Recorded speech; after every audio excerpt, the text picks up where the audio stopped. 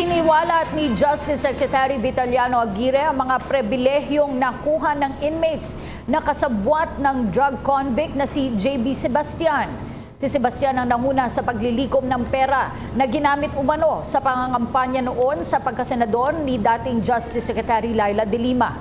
Subalit kinalaunay 16 na milyong piso lamang ang kanilang nakolekta. Dahil bigong maabot ang kwota, inalisan umano ni Sebastian ang kasabwat na inmates ng VIP perks sa Bilibid at inilipat pa sa ibang kulungan. Ayon kay Aguirre, ang mga impormasyong ito ay kabilang din sa isasalaysay ng ilan sa mga ihaharap nilang testigo sa gaganaping pagdinig sa mabababang kapulungan kaugnay sa umano'y bentahan ng iligal na droga sa Bilibid. The use of 30 pieces yung gold cards na yan. Use of scooter. 100 pieces. Gambling every day inside Kakubul. Allowing other illegal contrabands. Hindi lang yung shabu.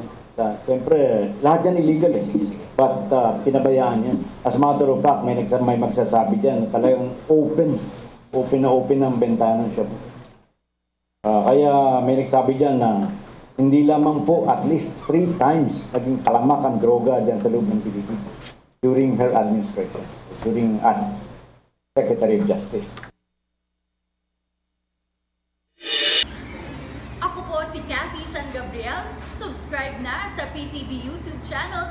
I-click lang po ang subscribe button.